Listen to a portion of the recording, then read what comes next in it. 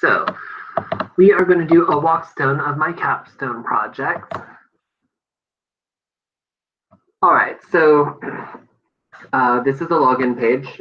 The main page, as you will see, is the CodeIgniter basic page. Now, two reasons I've done this. I don't want people coming to my site just yet. But at this moment, you have the link for the login. I'm going to quickly log in here.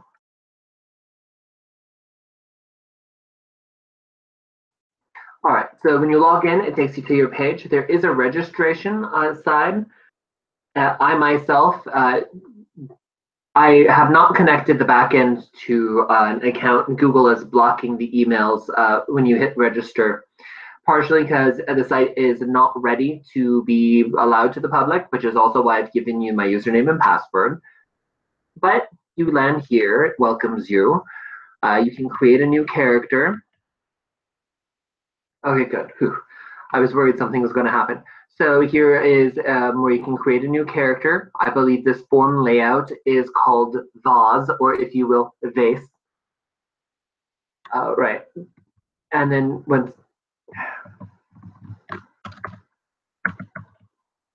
All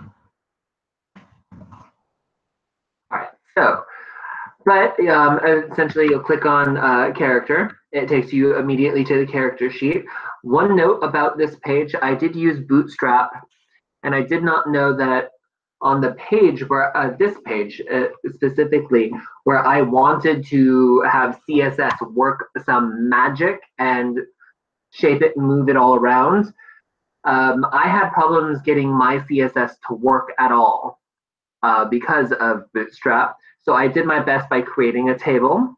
It's not pretty. In fact, this isn't even the full character sheet, but I could argue that they can access other portions through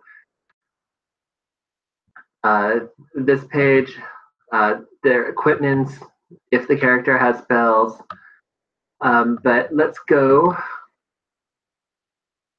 Now, if we go back to the character sheet, we can edit, where we get that classic vase look again with all the items from the page that work. We could go through and change some of these and then submit. This page was, it has 6 forms, 2 of which are hidden. If you notice this button here and this button here, if I click this one, yep, so for a second I thought it didn't work. So we can either increase armor for random, if the character should find an armor or get a new one, or something where they have an inventory of more than one armor, and then of course where they can remove an entire line. There's no way just to remove the quantity just yet. There was a lot that went into this particular page. Same thing here. I can remove and we can do quantities or update quantities. Down here, we have armor that we can equip, and we have the swords, and we can also edit these. Like, let's say it's, I don't know, sparkly.